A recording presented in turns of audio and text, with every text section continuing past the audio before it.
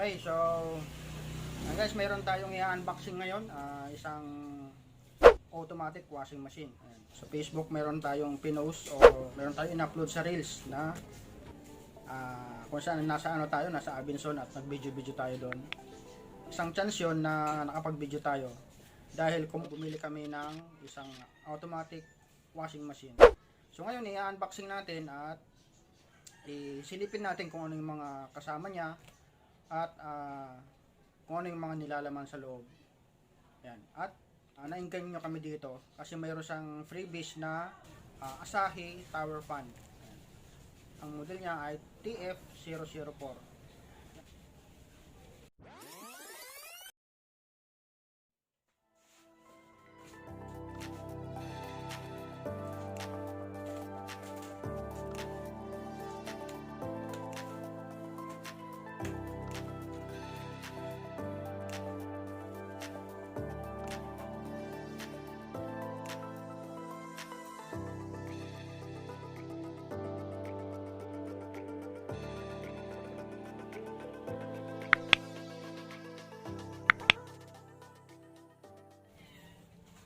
Okay, so ito na guys yung ating unit.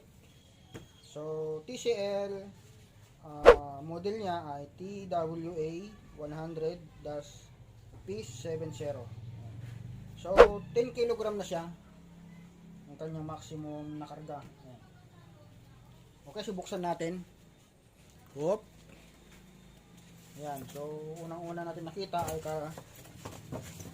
styro. Ayan, styro. Tapos plastic.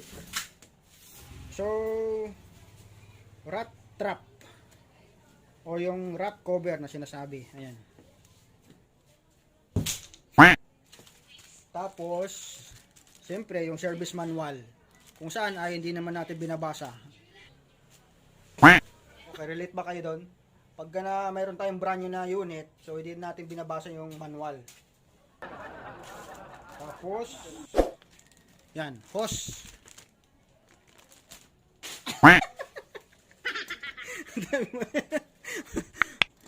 Okay, susunod hose. Yan, so ito hindi natin natapon kasi kailangan natin to kapag nagdi-drain. Diyan na lang muna siya. Tapos ay wala na pala.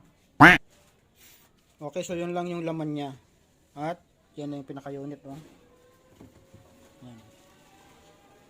Alam niyo ba guys, isa sa nagustuhan ko dito yung yung freebies niya, yung tower fan. Ayan. Kasi ang laki na discount natin dahil mayroong kasamang tower fan. Freebies yan guys, freebies kasi mayroong promo. Mayroong promo kasi si TCL. Yan, so 1 week na lang yung promo nila, so may expired na. Kaya yan, nagmadali kami na kumuha ng TCL na ito para sa freebies. Yan. Hindi talagang kailangan namin guys yung washing na automatic dahil yan nga si Mrs. kasi may trabaho na at busy kami palagi. So ito, pag nilagay mo kasi yung damit mo dito, so wala ka nang ibang gagawin kundi kukunin na, tuyo na yung damit. Yan. Kumpara ko sa automatic na washing, ay hindi, yung manual, ang dami mo pang gagawin, ang daming chichiburche. Ito, lagay mo yung, plug in mo yung tubig, ay hindi, lalagay mo pa siya ng supply na tubig, lagay ka ng sabon, tapos, tawag yan, yung Downy o yung fabric conditioner. Yan. Yun, siya na mismo washing, banlaw, tapos dryer na rin. Ayan. So kukunin mo siya, sampay na lang ng konting oras. So pwede na, yan. Pwede mo magamit yung damit. Ayan, so ito. Yun ang isa sa purpose namin. Kaya kumuha kami nito dahil nga sobrang busy na nga namin dahil yun, may trabaho na si Mrs. So yun, kailangan na namin to. Okay, so yun lang naman yung nilalaman niya.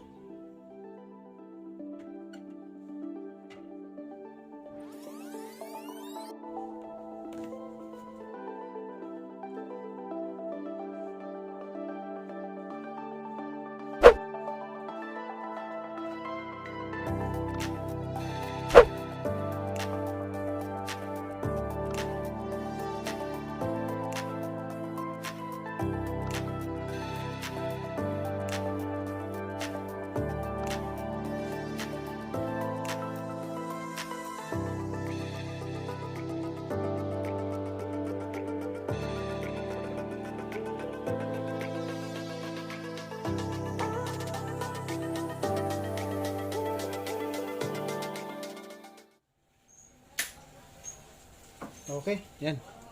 So, nakabit ko na rin yung hose. Pare natin, i-plug in natin.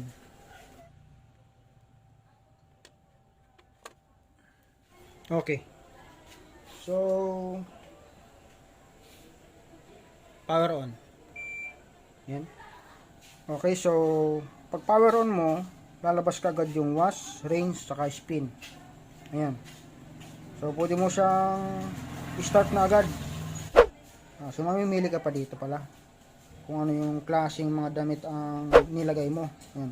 Katulad nyan, may nakalagay dito mix, standard, delicate, quick, blanket, body, allergy wash, or drum clean. Ayan. So, lahat yan yung mga selection niya. O bago natin i-play, bago natin i-program. So, siyempre, unahin mo muna yung tawag nyan, yung tubig. So, kailangan may supply na ng tubig. So, sa ngayon, iyan na muna natin. I-power up muna. Hindi pa naman natin i-play. So, wala pa yun. Hindi pa yun nag-save. So, on nga natin ulit. So, kung mga damit ay mix, kung halo-halo yung damit mo, so, siyempre, piliin natin number 1. So, mix.